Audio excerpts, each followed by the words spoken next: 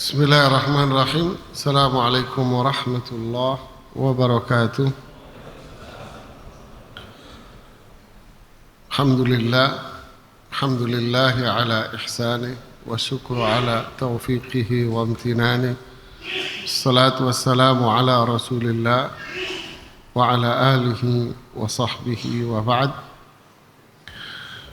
Kita kembali pada bahasan kita di Riyadhus Shalihin, kitab Adab Ta'am,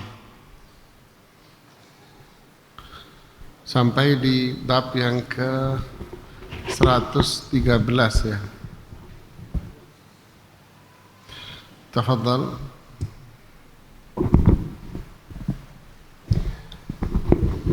Assalamualaikum. Bismillah wassalatu wassalamu ala rasulillah. Berkata penulis Al-Imam Yahya bin Syaraf An-Nawawi rahimahullahu ta'ala, bab 113, makruh meniup minuman. Dari Abu Sa'id Al-Khudri radhiyallahu anhu, anna Nabiyya sallallahu alaihi wasallam naha 'anil nafkhi fi syarabi, faqala rajulun alqadhahu araha fil ina, faqala ahriqha, qala inni la arwa min nafasin wahid, qala fa'abinil qadaha idzan anfik. Bahwa Nabi sallallahu alaihi wasallam melarang meniup minuman. Maka seseorang bertanya, saya melihat kotoran ada di dalam bejana. Beliau menjawab, tuangkanlah. Dia berkata, hausku belum hilang, hanya dengan satu nafas. Beliau bersabda, kalau begitu jauhkan gelas dari mulutmu. Dari Ibnu Abbas radhiyallahu anhuma, anna Nabiyya sallallahu alaihi wasallam naha an yutanaffasa fil ina'i aw yunfakha fihi. Bahwa Nabi sallallahu alaihi wasallam melarang bernafas dalam bejana atau meniup di dalamnya. Ya. Kedua hadis ini berkaitan dengan satu adab dalam minum, yaitu dimakruhkan, tidak sampai pada tingkatan haram, seseorang yang minum dengan bernapas di gelasnya ya, sambil minum sambil bernafas dia di di gelasnya. Kenapa bisa demikian? Mungkin dia minumnya itu satu nafas, seperti yang kita jelaskan pada bab yang lalu, di mana dimakruhkan minum satu kali nafas. Nah, ketika seseorang minum satu kali nafas, maka seringkali mendorong dia untuk bernafas di dalam gelas. Tentu hikmahnya jelas di situ, yaitu agar menjaga kotoran yang bisa masuk ke dalam minuman itu ketika dia bernafas di dalamnya. Kemudian yang kedua, larangan yang kedua adalah meniup minuman. Ini juga sama, larangannya sampai pada tingkat makruh. Dan ini kebiasaan masyarakat kita ya. Karena masyarakat kita ini tidak terbiasa minum dengan minuman yang panas. Jadi ketika dikasih minuman yang panas, ditiup-tiup sama dia. Dan itu pun diedukasi kepada anak-anaknya. Ketika anaknya mendapati minuman yang panas atau nasi yang masih panas, orang tuanya nyuruh tiup.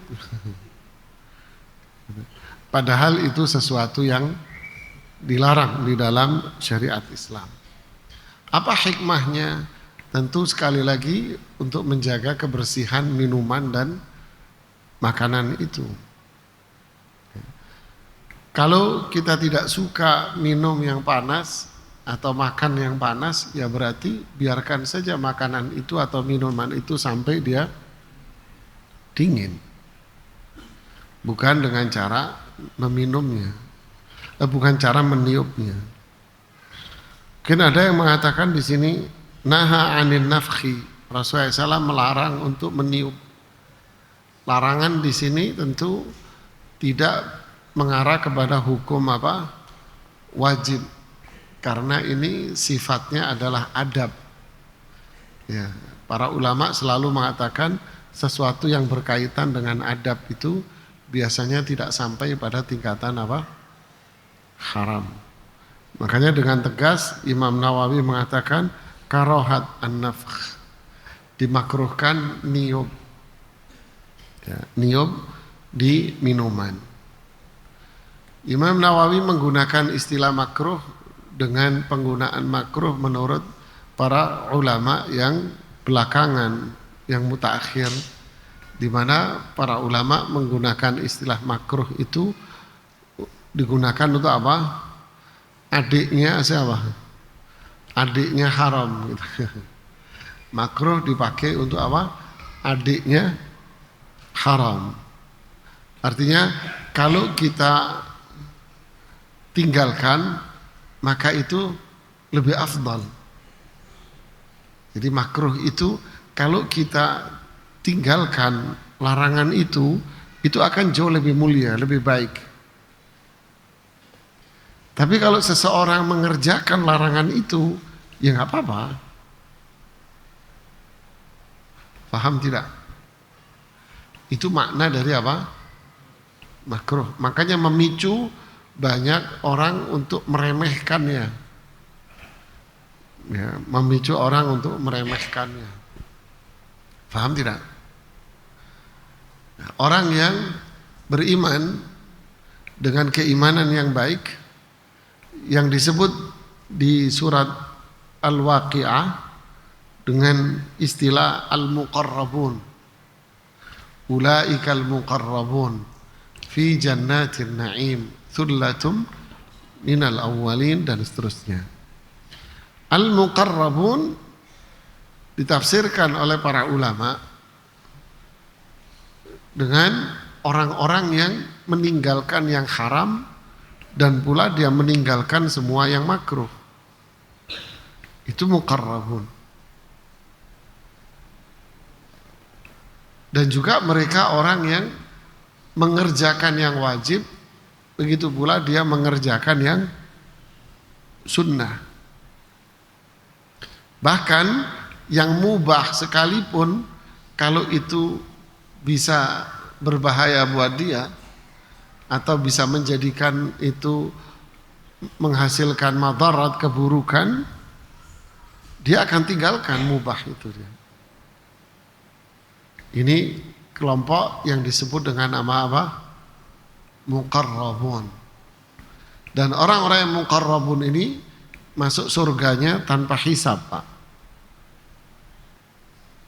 Masya Allah ya. Adapun orang yang masih mengerjakan yang makruh, tapi haram dia tinggal. Ini disebut di Al-Quran dengan ashabul yamin. Mereka yang berada di sebelah kanan arsy-Nya Allah. Ciri-ciri mereka adalah orang-orang yang mengerjakan yang wajib, sunnahnya enggak. Atau mungkin kadang-kadang. Meninggalkan yang haram, makruhnya dikerjakan. Ini ashabul yamin. Mereka masuk surga selama mereka tidak melakukan dosa besar tadi kan. Tapi ashabul yamin ini dihisab, Pak. Dihisab. Milih yang mana, Pak? Hah? Milih masuk surga nyelonong atau dihisab dulu? Ya pastilah setiap orang yang beriman pengen mau nyelonong aja masuk surga kan, tanpa hisab. Nah, ciri-ciri mereka akan meninggalkan yang makruh, apalagi yang Nah, ini saya ingin memberikan pelajaran tambahan buat kita bahwa ini loh makruh itu kedudukannya sebetulnya tinggi di dalam Islam bagi mereka yang meninggalkan. Jadi makna makruh itu adalah apa? Lebih baik Anda tinggalkan. Tapi kalau dikerjakan juga tidak masalah kan gitu kan. Nah, ini pengertian makruh menurut para ulama. Tapi kalau ulama dulu, generasi dulu, sahabat, tabi'in, tabi'ut tabi'in, termasuk mereka para ulama fikih yang 4 itu, generasi mereka itu menilai makruh itu haram, Mbak. Mereka kalau menyebut kata makruh itu haram maksudnya, karena kata makruh bagi mereka itu adalah secara bahasa artinya dibenci. Seperti ungkapan Imam Asy-Syafi'i rahimahullah, saya membenci seseorang yang memiliki pembantu yang bisa menyanyi, katanya. Maksud beliau membenci makruh di situ adalah apa? Haram. Nah, makanya orang yang mempelajari fikih harus tahu pemetaan zaman seperti ini dan penggunaan istilah-istilah. Kalau enggak nanti dia akan apa? Membabi buta. Ya, jadi sekali lagi pelajaran di bab ini adalah dimakruhkan artinya lebih baik ditinggalkan. Apa itu? Niup minuman yang panas atau niup makanan. Begitu juga bernafas di gelas gitu ya. Wallahu a'lam. Lanjutkan. Bab bolehnya minum sambil berdiri dan penjelasan bahwa yang paling sempurna dan utama adalah minum sambil duduk. Dari Ibnu Abbas radhiyallahu anhuma beliau berkata, "Saqaitun Nabiyya sallallahu alaihi wasallam min Zamzam, fashariba wa huwa qa'im."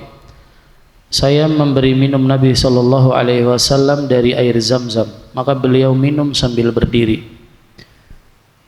Dari An-Nazzal bin Sabrah radhiyallahu anhu beliau berkata, "Ata Aliun radhiyallahu anhu bab ar-rahbah fashariba qa'iman wa qala inni ra'aitu Rasulullah sallallahu alaihi wasallam fa'ala kama ra'aitumuni fa'alt."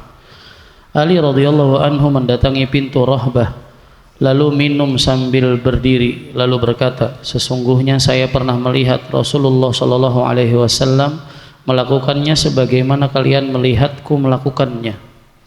Dari Ibnu Umar radhiyallahu anhuma beliau berkata, "Kunna ala ahdi Rasulillah sallallahu alaihi wasallam na'kulu wa nahnu namshi wa nashrabu wa nahnu qiyam."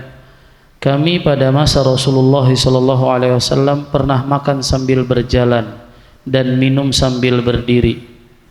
Dari Amr bin Shu'aib dari ayahnya dari kakeknya beliau berkata, "Ra'aitu Rasulullah sallallahu alaihi wasallam yashrabu qa'iman wa qa'idan." Saya melihat Rasulullah sallallahu alaihi wasallam minum sambil berdiri dan sambil duduk. Dari Anas radhiyallahu anhu dari Nabi sallallahu alaihi wasallam annahu naha ay yashraba ar-rajulu qa'iman. Qala Qatadah faqulna li Anas fal aklu qala dzalika asyarru aw akhbath. Bahwa beliau melarang seorang laki-laki minum sambil berdiri. Qatadah berkata, kami bertanya kepada Anas, kalau makan? Dia menjawab, itu lebih buruk atau lebih jelek lagi. Dari Abu Hurairah radhiyallahu anhu beliau berkata, Rasulullah sallallahu alaihi wasallam bersabda, la yashrabanna ahadun minkum qa'iman faman nasiya falyastaqi. Janganlah sekali-kali seseorang di antara kalian minum sambil berdiri. Barang siapa yang lupa, maka hendaklah ia memuntahkannya. Ya, ini hadis-hadis yang disajikan oleh Al-Hafidh Al-Imam An-Nawawi rahimahullah tentang minum atau makan sambil berdiri atau sambil duduk. Apa hukumnya? Jadi hukum makan Atau minum, kalau kita minum ya seringnya ya, atau ke acara kawinan ya, sambil berdiri. Apa hukumnya?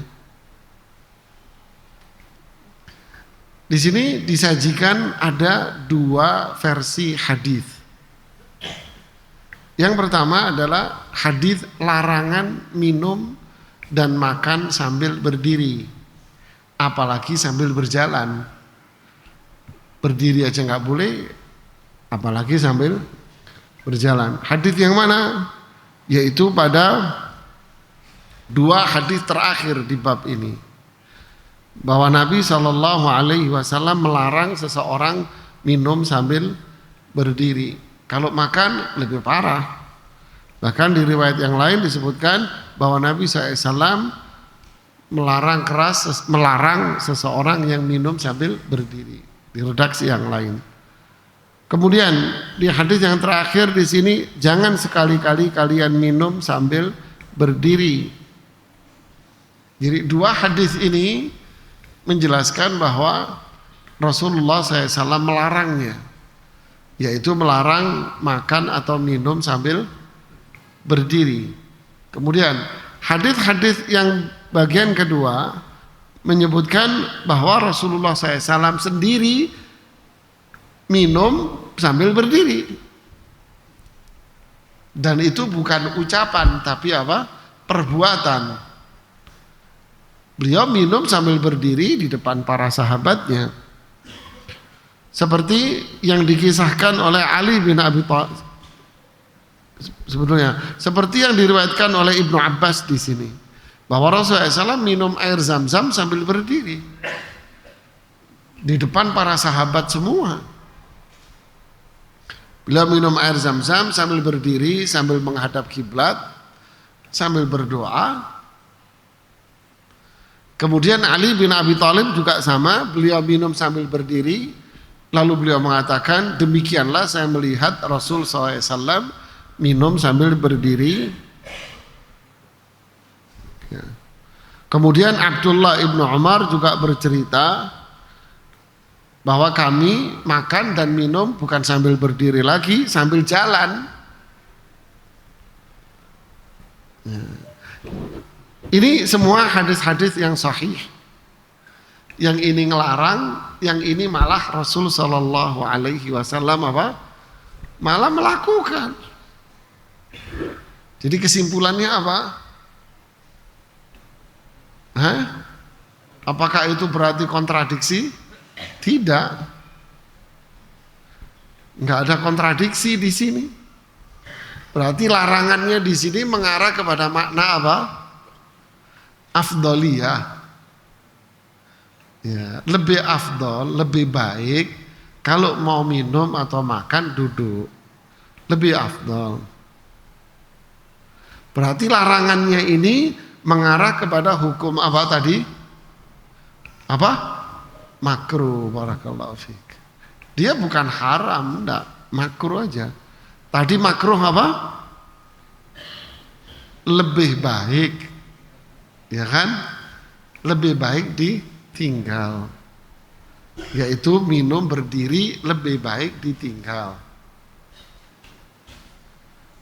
Faham? Rasulullah SAW, para sahabat sebagian mereka makan, minum, berdiri. Berarti menunjukkan apa? Bahwa minum dan makan sambil berdiri itu apa? Boleh jamaah, nggak ada larangan. Bahkan lebih lagi di sini Abdullah ibnu Umar malah sambil jalan. Ya. Jadi menunjukkan tidak ada apa-apa. Boleh-boleh saja Anda minum, makan sambil berdiri, boleh. Cuman kalau Anda duduk lebih afdal. Ya. Nah, ini bahasan ini. Nah, sekarang di tengah-tengah kita ini teman-teman yang rajin ngaji, akhirnya kok menjadi sebuah simbol gitu ya, bahwa orang yang minum sambil duduk, oh berarti dia anak yang ngaji, rajin ngaji. Berarti kalau minum sambil berdiri berarti dia nggak ngerti. Ini ini nggak benar ini penilaian begini. Ya, ini penilaian seperti ini nggak benar. Ya. Atau seseorang umpama di sekolah melihat orang yang anak atau apa minum berdiri dimarahin sama gurunya. Ya gurunya yang nggak benar. Karena memang pada aslinya itu apa?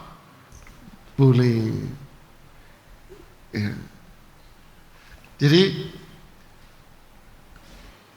ini itu sudah sampai pada tingkat yang etika yang tidak dibenarkan pada sebagian teman-teman kita ini. Kalau ngelihat orang lain yang makan minum sambil berdiri, dicemooh sama dia, dicibir, ya tidak, dicibir.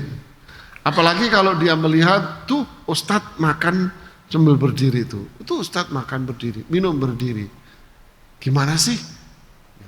Terus Anda mencemooh dan mencibir. Nah, ini sikap yang berlebih-lebihan. Ya, padahal semua ini perkara yang dibolehkan.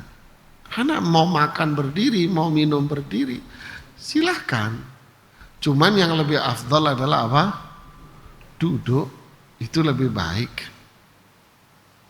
Ya, ini hadis-hadis yang disajikan. Bisa difahami jemaah. Jadi sekarang kalau ada acara pernikahan yang pada umumnya di masyarakat, ya, kita tidak bicara tentang campur baurnya ya, ikhtilatnya, tidak. Makan, seringkali kursi yang disediakan cuman sedikit. Boleh nggak Anda makan sambil berdiri di situ? Boleh, nggak apa-apa.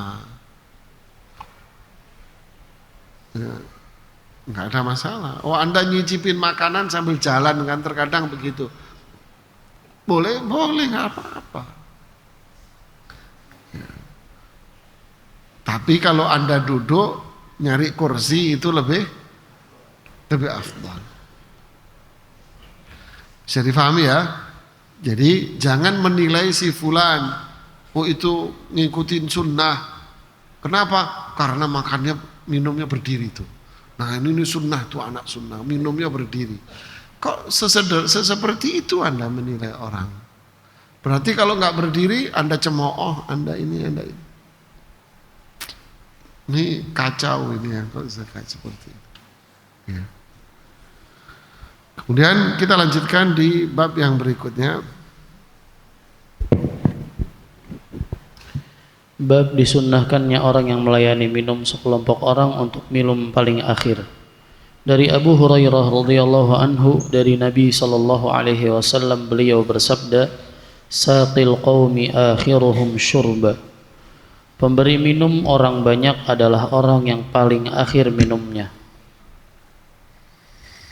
Pemberi minum orang-orang itu dia yang paling akhir. Maksudnya apa? Orang yang menyajikan makanan, dia yang paling akhir makan. Contoh, ketika, dan ini terjadi dalam beberapa kasus pada Rasulullah Sallallahu Alaihi Wasallam. Umpama pada waktu, seingat saya ini, ketika hijrah dari Makkah ke Madinah, perjalanan hijrah. Setelah Rasulullah SAW bersembunyi di Gua Thur selama 3 hari. Setelah itu beliau melanjutkan perjalanan. Di tengah perjalanan beliau melewati sebuah rumah dan di situ ada seorang ibu. Kemudian beliau meminta minum dari ibu itu. Si ibu ini tidak tahu, kalau nggak salah namanya Ummu Hani, kalau nggak salah. Ibu ini tidak tahu siapa laki-laki ini, tidak kenal dia. Dia hanya mengatakan, kami juga tidak memiliki minuman, kata Rasulullah SAW. Sedangkan kambing yang kami miliki, maksudnya susu. Sedangkan kambing yang kami miliki ini bandot. Tahu bandot? Apa? udah tua, udah gak keluarin susu. Bahasa Jawa memang sih, bandot, udah gak ngeluarin susu, udah tua dia. Rasulullah SAW mengatakan, Sallallahu alaihi wasallam, mana kambingmu? Itu, dia udah tua, gak ngeluarin susu. Rasulullah SAW tersenyum aja. Beliau bilang sama si ibu ini, kamu punya nampan yang paling gede gak? Cari nampan yang paling gede. Diambilkanlah sama ibu ini yang paling gede, ya tempat kecil. Nggak ada yang lebih besar, nggak ada, itu yang paling gede. Kemudian beliau sallallahu alaihi wasallam memegang-megang itu susunya, itu tempat susunya itu dipegang-pegang, digosok-gosok. Si ibu ini ngeliatin, ini orang kok nengil amat sih, mungkin gitu ya. Udah dibilang ada susunya terus aja digosok-gosok sama Rasulullah SAW, digosok-gosok, akhirnya membesar. Ibu ini bengong dilihatin, membesar, kemudian diperah sama Rasul Sallallahu Alaihi Wasallam.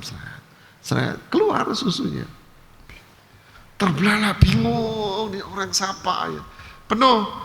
Apa yang dilakukan oleh Rasulullah SAW? Minumlah wahai ibu, Anda yang berhak. Yang punya rumah dikasih dulu. Minum ibu itu, habis. Berarti kan ukurannya nggak gede ya. Nah, diperah lagi sama beliau. Kemudian beliau memberikan kepada Abu Bakar. Ini Pak, kamu minum. Anta ya Rasulullah, engkau ya Rasulullah. Tidak, kamu wahai Abu Bakar. Lihat nih. Abu Bakar minum habis. Diperah lagi sama Rasul SAW. Ada orang lain di rumahmu? Tidak ada.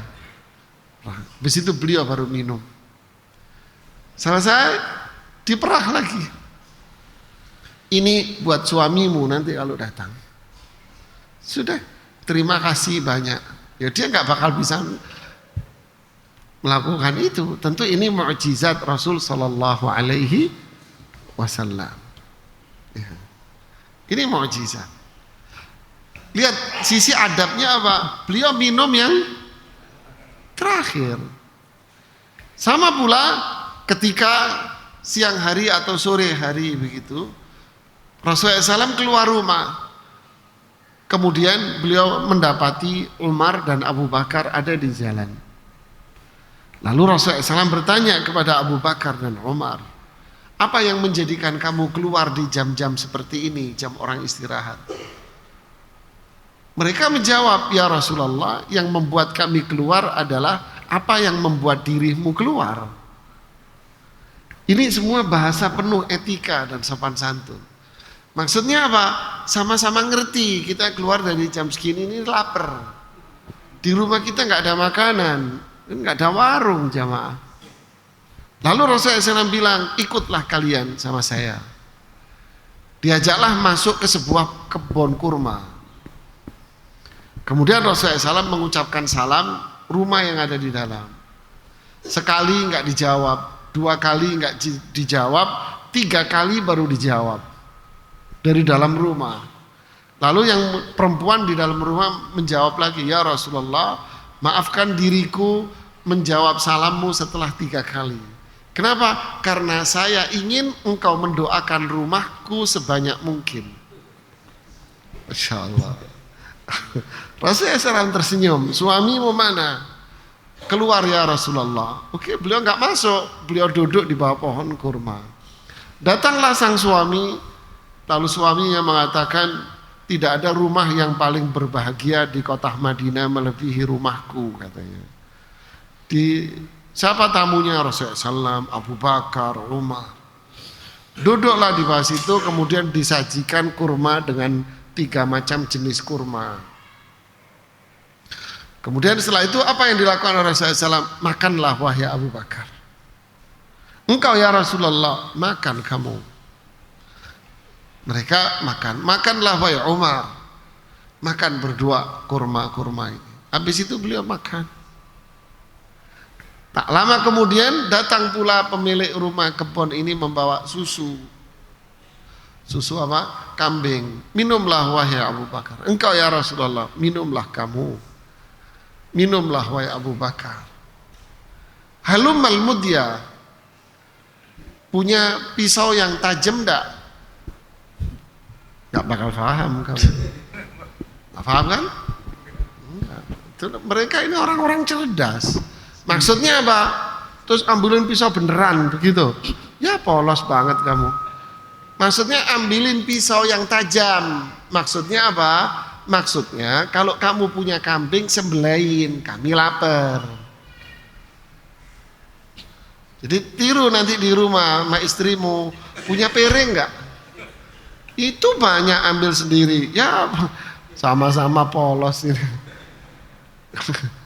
Disembelih halumal mudya. Dia jawab, "Iya ya Rasulullah." Iya.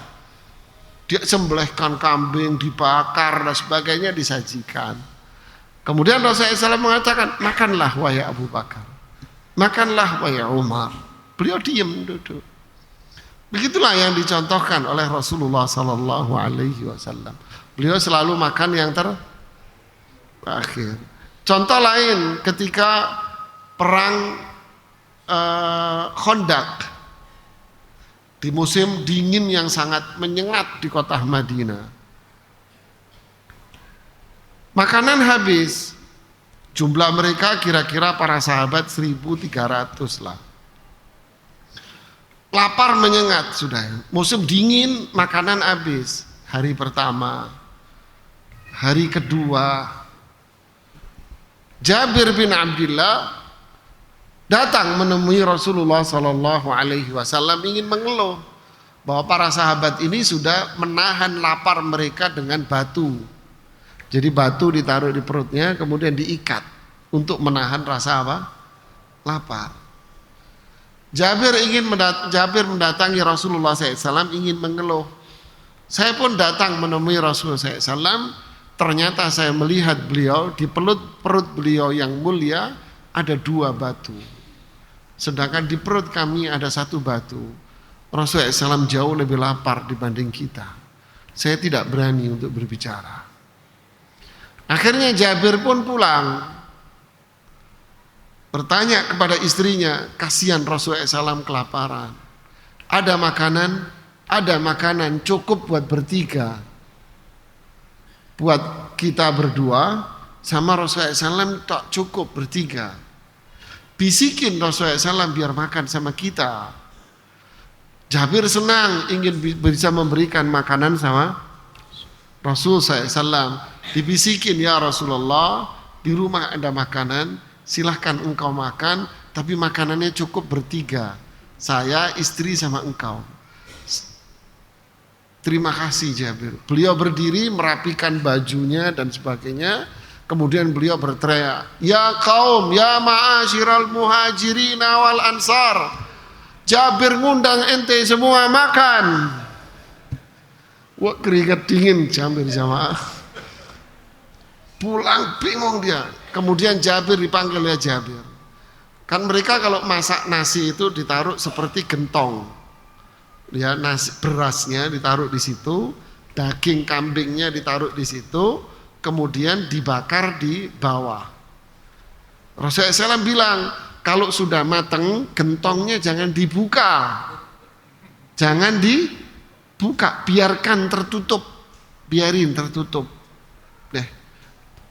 Udah kebingungan ini istri sama suami istri ini. Rasulullah SAW datang, masuk ke rumahnya. Mana? Ini. Belum kamu buka? Belum ya Rasulullah. Oke. Kemudian beliau mempersilahkan sahabat 1.300 itu masuk berkelompok karena rumahnya kecil. Masuklah mereka berkelompok makan. Rasulullah SAW yang nuangin. Selesai semuanya, Rasulullah SAW bertanya, ada yang lapar? Tidak ada ya Rasulullah. Kami semuanya kenyang ya Rasulullah. Kemudian selesai semua, baru beliau makan terakhir. Selesai, ditutup kembali itu gentong. Kemudian beliau bilang sama Jabir sama istrinya, saya sisahkan untukmu dan istrimu. Rasulullah SAW pulang balik kerja lagi untuk gali parit. Jabir mengatakan, demi Allah makanannya masih utuh. Masya Allah, sallallahu alaihi wasallam. Tentu ini mukjizat. Ya, ini mukjizat Rasulullah SAW. Tapi yang menjadi inti buat adab kita apa? Beliau terakhir makan. Beliau terakhir makan. Dan itulah pemimpin. Maksud dari terakhir makan itu apa? Beliau pemimpin itu atau orang yang menyajikan adalah orang yang memimpin. Dan orang yang memimpin itu orang yang tidak mementingkan diri sendiri. Coba lihat ibu-ibu kita zaman dulu. Kita masih kecil-kecil dulu Bapak ya. Ya kalau kita pulang sekolah, ya ibu-ibu kita masak, makan siang siapa yang menyajikan? Ibu kita. Kapan ibu kita makan? Hah? Belakangan. Rahimahumullahu jami'an. Ini ibu-ibu kita tahu etika, tahu adab. Gak bakal. Mi, ayo makan sama kita. Nanti aja belakangan. Umi masih kenyang. Umi masih kenyang. Padahal lapar dari pagi. Dari subuh ke pasar, nyuci. Ya enggak? Jemur, masak, sampai zuhur. Bersihin rumah, sampai zuhur. Enggak lapar. Enggak mungkin. Tapi ketika disuruh makan, nanti aja. Umi masih lapar, masih kenyang. Ya. Kalau dipanggil sama dulu Abahana, kalau dipanggil sama Abahana, baru datang. Mangan oke nih lo bareng. Bahasa Jawa Timur kan, makan sini bareng-bareng. Oh ya, baru mau. Baru duduk. Kalau kita yang nyuruh, enggak bakal. Selesai kita makan semua, dirapiin meja, dibawa ke dapur, makan di dapur.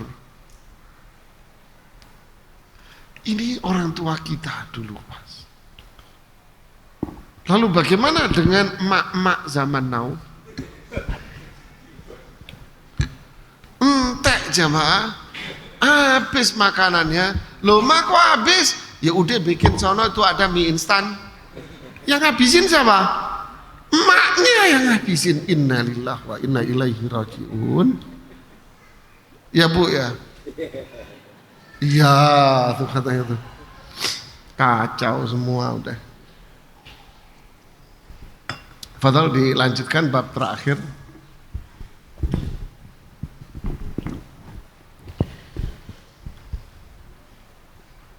Bab bolehnya minum dari semua bejana yang suci selain emas dan perak.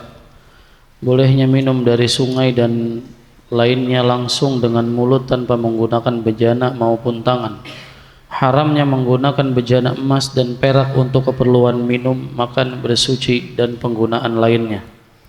Dari Anas radhiyallahu anhu beliau berkata, hadaratis salatu faqama man kana qaribad dari ila ahlihi wa baqiya qaumun fa utiya Rasulullah sallallahu alaihi wasallam bimihdabin min hijarah fasaghara al-mikhdab ay yabsuta fihi kaffah fatawadda al-qaum kulluhum qalu kam kuntum qala 80 wa ziyadah. Tibalah waktu salat, maka orang yang rumahnya dekat segera pergi ke keluarganya dan tinggallah sekelompok orang. Maka Rasulullah sallallahu alaihi wasallam diberi bejana dari batu. Bejana itu berukuran kecil sehingga tidak cukup bagi Rasulullah sallallahu alaihi wasallam untuk membentangkan telapak tangannya. Lalu seluruh kaum berwudu. Mereka bertanya, "Berapa jumlah kalian?" Anas menjawab, 80 orang lebih.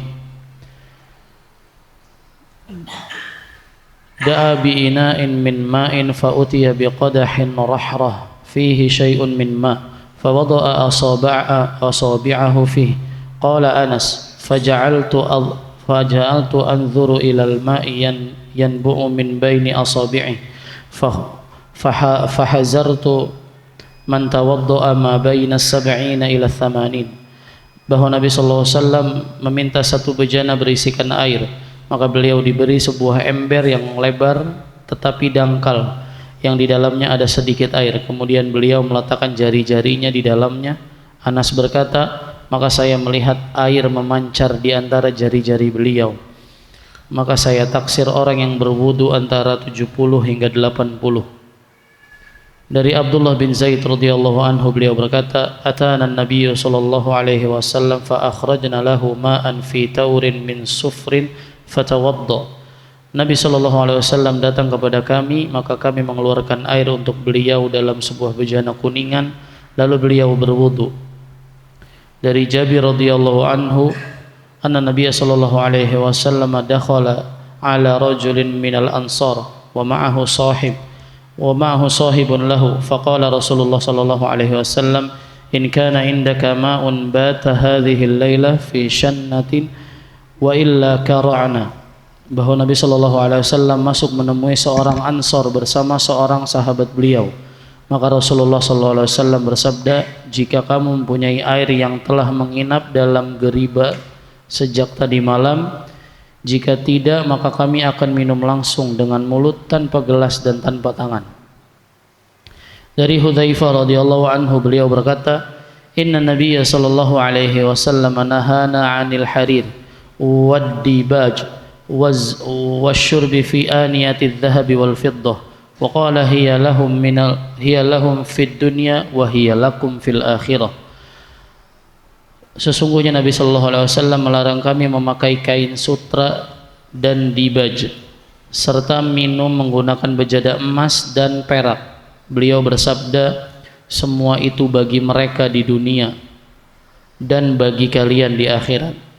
Dari Ummu Salamah radhiyallahu anha bahwa Nabi sallallahu alaihi wasallam bersabda, alladhi yashrabu fi aniyatil fiddah innama yujarjiru fi batnihi nar jahannam. Orang yang minum menggunakan bejana perak sesungguhnya dia mengobarkan api neraka jahannam di dalam perutnya. Innalladhi ya'kulu aw yashrabu fi aniyatil fiddati wadh-dhahab. Sesungguhnya orang yang makan atau minum menggunakan bejana perak dan emas, man syariba fi ina'in min dhahabin aw fiddah fa innama yujarjiru fi batnihi nar jahannam. Barang siapa yang minum menggunakan bejana emas atau perak, maka sesungguhnya dia mengobarkan api dari neraka jahannam di dalam perutnya. Ya, kita dengarkan azan dulu baru kita jelaskan. Ya, apa maksud dari bab ini? Imam An-Nawawi rahimahullah ta'ala ingin menjelaskan kepada kita bahwa boleh minum pakai apa saja. Apa aja, kamu mau minum pakai apa aja boleh. Minum pakai gelas dari kaca, gelas dari seng, muk orang bilang dulu, zaman dulu ya, muk ya. Minum dari kaca apa yang terbuat dari kayu boleh. Apalagi zaman dulu itu dari apa? Anyaman atau terbuat dari tanah liat, batu, daun, atau malah mau minum langsung dari keran, langsung tanpa tangan. Ini kan disebutkan sama beliau tanpa tangan. Tahu di bandara ada keran-keran air minum nggak? Tahu nggak? Ya kan? Anda pencet kan keluar sendiri kan, gelasnya nggak ada. Terus gimana caranya? Ya tinggal ngangak aja begini semua. Di Saudi banyak begitu. Di Masjid Nabawi banyak. Anda mau masuk area Masjid Nabawi, di situ di luarnya itu ada tempat-tempat wudhu, kemudian di sana ada keran-keran minum. Nanti tulisi ada yang zam-zam, ada yang bukan zam-zam, air biasa. Ada gelasnya. Ada yang pakai gelas, ada yang nggak ada gelasnya. Terus gimana? Ya dikokop jemaah, atau dikokop. Ya itu pencet ngangkat. Di Masjid Haram Makkah di bagian luar, di masjid yang tempat orang ihram miqat, itu juga banyak. Jadi boleh Anda minum langsung dari apa? Dari keran. Kalau di sini kan sebutkan dari saluran air. Dulu kan mana ada keran pipa itu kan. Jadi ini intinya Anda minum dari apa saja boleh, tidak ada masalah. Cuman yang dilarang di situ dua, yaitu minum dari gelas, cangkir, mangkok atau apa saja yang terbuat dari emas dan perak. Nah itu tidak boleh, haram hukumnya. Ini sampai pada tingkatan haram. Kenapa? Karena bahasa redaksi hadis ini ancaman. Man syariba min aniyatil fiddah, di riwayat yang lain min aniyatiz zahab wal fiddah yujarjiru fi batnihi nar jahannam. Siapa yang minum dari gelas, bejana, mangkok, cangkir yang terbuat dari emas dan perak, maka di perutnya akan menyala api neraka jahanam. Berarti itu ancaman yang cukup keras, sehingga itu hukumnya haram, jemaah. Nah ini aja yang tidak diperbolehkan. Adapun minum dari yang lainnya silahkan. Memang ada jemaah orang gelas cangkirnya dari emas. Ada. Saya pernah ngisi satu pengajian di Menteng. Ada ibu-ibu nanya kajian Menteng, Ustadz, kita kemarin kondangan, souvenirnya itu sendok sama garpu. Tapi sendok garpunya ini emas, Ustadz. Boleh nggak saya jadikan hiasan? Saya bilang, Bu, kenapa ibu nggak ngundang saya?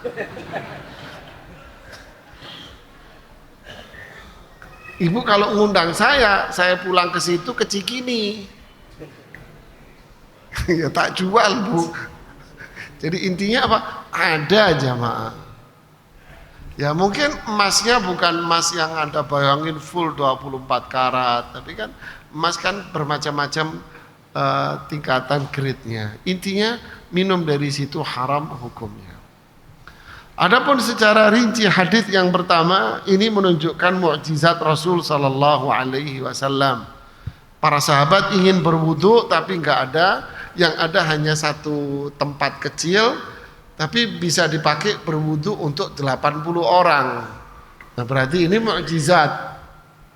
Kemudian Anas bin Malik cerita para sahabat berwudu tempatnya kecil enggak muat untuk 70 sahabat. Tetapi ternyata dari jari jemari Rasulullah SAW mengeluarkan apa? Air. Nah ini semua mukjizat Ar-Rasul Sallallahu Alaihi Wasallam. Artinya apa? Perkara-perkara ini hanya ada pada diri Rasul SAW saja. Sesuatu yang bersifat di luar nalar manusia. Itulah namanya mukjizat. Sesuatu yang terjadi di luar nalar manusia. Jadi kalau ada sekarang orang-orang yang mengklaim dirinya mampu melakukan itu, bahkan bisa terjadi bolak-balik, atau kapan dia mau dia bisa mengeluarkannya, maka itu namanya setan. Walaupun yang bersangkutan dinamai wali, habib, tingkat tinggi, tapi sebetulnya yang diperbuat itu adalah apa? Setan, Pak. Dukun, Pak. Dia dikerjai sama setan. Jadi mukjizat itu hanya ada pada diri siapa? Kalau dia berdalil, ini karomah. Oke, karomah. Karomah itu muncul pada diri siapa? Dan bagaimana karomah itu bisa muncul pada dirinya? Ya kan? Karomah itu hanya muncul pada orang-orang yang memang muqarrabun tadi itu, yaitu orang yang tidak berbuat syirik, nggak ada bid'ahnya, nggak ada maksiat, benar-benar dia orang yang dekat dengan Allah dan ketaatan kepada Rasulullah SAW itu cukup bagus, bisa jadi itu muncul pada dirinya. Satu. Kedua, karamah itu akan muncul pada dirinya kapan? Sekali seumur hidupnya aja. Tiga, karamah itu akan muncul pada dirinya kapan? Di luar kehendaknya dia. Paham nggak? Di luar kehendak. Apa itu? Tiba-tiba aja itu muncul di luar kesadarannya dia. Dan itu sekali seumur hidupnya dia nggak bisa diulangi lagi. Nah, kalau yang terjadi di masyarakat yang disebut karomah itu bisa muncul bolak-balik dan dijadikan praktek. Ini bukan karomah namanya. Ini setan. Ya, ini setan ini syaitan ini namanya. Ya. Jadi hati-hati Anda tertipu dengan orang-orang yang dagangan seperti ini gitu loh. Ini kan dagangan sebetulnya kan. Na'udzubillah. Ya, sampai di sini yang bisa kita sampaikan. Dengan demikian bahasan kita tentang bab kitab adab ta'am, kitab adab-adab makan selesai. Nanti berikutnya kita masuk pada kitab al-libas, yaitu berkaitan dengan adab-adab pakaian dan berpakaian. Ya, semoga Allah memberikan kemudahan buat kita semuanya. Fadal, kalau ada yang mau bertanya. Fadal.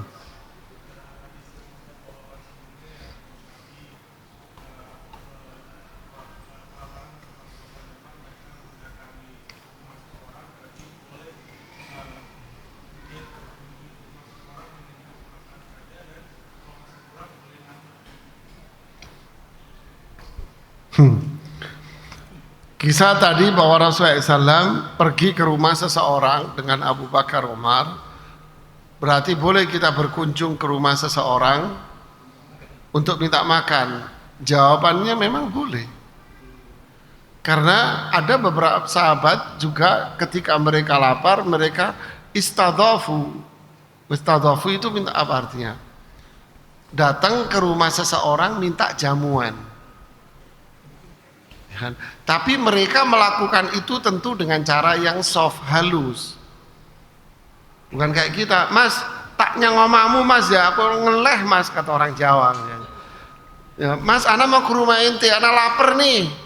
Ya, ini sih kelewatan jamaah. Ya, kalau sekarang banyak warung, mampir aja ke warung sih itu inti. Ya kan? Nanti mampir ke rumah temen ente, berarti terus dia menyediakan makanan sama ente makan. Rasulullah SAW kan datang tidak minta, Rasulullah SAW diam. Beliau diam. Mereka menyediakan. Begitu pula kisah sahabat, 3 orang sahabat yang mampir ke satu desa. Mampir ke satu desa, tentu minta apa? Ya agar desa ini, penduduk desa menyediakan hidangan. Tapi ternyata mereka nggak nyediain hidangan apa-apa. Ya udah sahabat ini diam. Kemudian terjadilah pimpinannya, tokohnya tersengat kalah jengking. Nah disitulah ada win-win solution di situ. Tak obati, ana minta kambing. Mereka deal, oke. Bingung mereka gimana cara ngobatinnya. Karena aslinya apa? Lapar. Aslinya lapar. Lalu mereka terfikir, oh iya surat Al-Fatihah. Dibacain surat Fatihah sembuh. Habis itu bingung, boleh nggak saya makan kambing-kambing ini? Jadi intinya nggak apa-apa, tapi dilakukan dengan penuh apa? Adab aja. Kecuali itu rumah adikmu atau kakakmu ya lain lagi. Nggak apa-apa. Mampir ke rumah ente ya siapin makanan. Jangan tempe goreng. Ya bebas aja orang rumah adik ente, kakak ente atau siapa kan gitu kan. Ada lagi yang bertanya?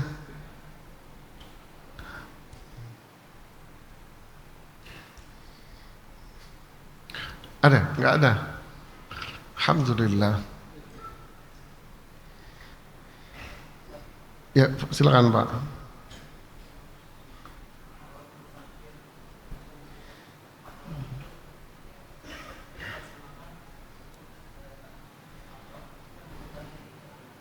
Ya, mentraktir teman makan.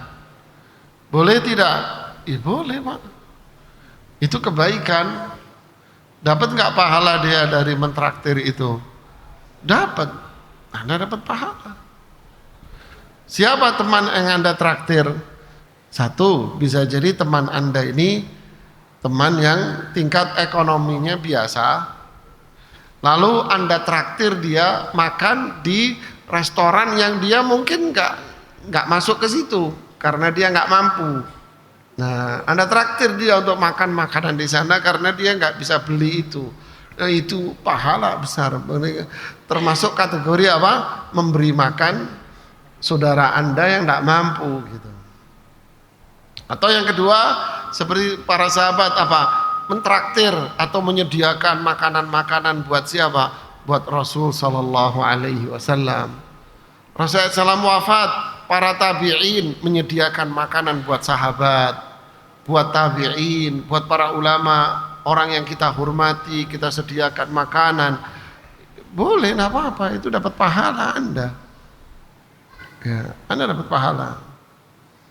Rasulullah SAW disediain makanan sama beberapa sahabat. Ada yang pernah beliau disediain makanan tapi beliau nggak doyan. Kul ya Rasulullah, wahai Rasulullah, makan. Beliau senyum, kulu kalian aja yang makan.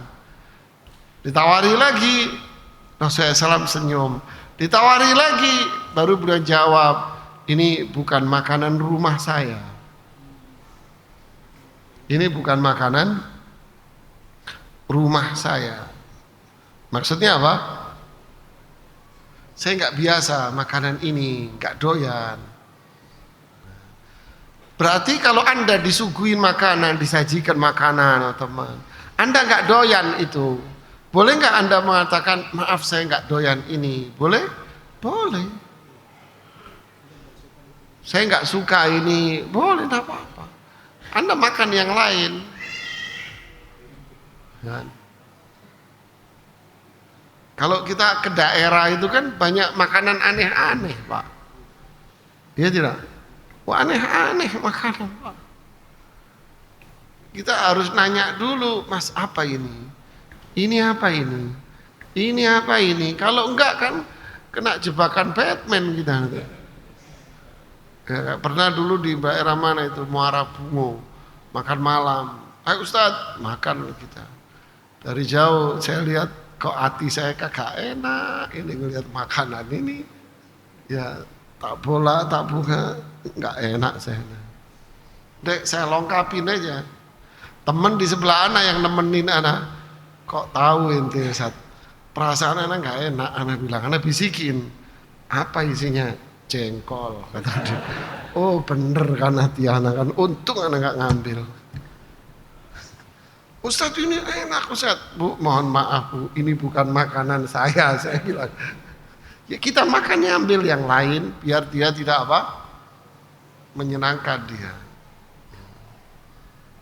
Wallahu a'lam. Ada lagi?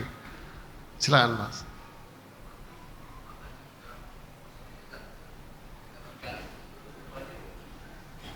Ya. Umpama kita makan makanan, ternyata makanan itu kita tidak menyukainya. Para sahabat mengatakan bahwa kana Rasulullah SAW inishtaha akal wa illam yashtahi tarak. Bahwa Rasulullah SAW itu kalau suka beliau makan, kalau beliau nggak suka beliau tinggalkan. Beliau nggak mau makan, diem. Kalau sudah Rasulullah diem, para sahabat tahu bahwa beliau nggak doyan. Jadi gitu Pak, jangan coba-coba gitu. Jadi apa ini? Anu ini. Janganlah coba-coba Pak. Ya, jangan coba-coba. Saya kalau sudah keluar ke pulau gitu Pak, apalagi yang jauh-jauh sono, yang mungkin kalau kita masuk ke situ, kalau malam takut ada campur binatang buas gitu. Pernah satu masuk daerah itu, rumahnya jarang-jarang kanan kiri hutan gitu masuk ada rumah orang. Bilang udah ndak enak, ini mesti makanannya neko-nekonya. Ya kita makan apa yang kita lihat. Ustaz cobain ini. Saya nggak mau resiko, mohon maaf. Saya makan yang ini aja. Yang udah jelas-jelas ayam goreng. Yang ini saya nggak mau nengok. Ya kan? Biar tidak apa? Mubadzir, biar kasih yang lain. Boleh seperti itu nggak apa-apa. Ya. Wallahu taala a'lam bissawab. Ini yang bisa saya sampaikan, semoga bermanfaat buat saya dan kita semuanya. Subhanakallahumma bihamdik asyhadu an la ilaha illa anta astaghfiruka wa atubu ilaik. Assalamualaikum warahmatullahi wabarakatuh.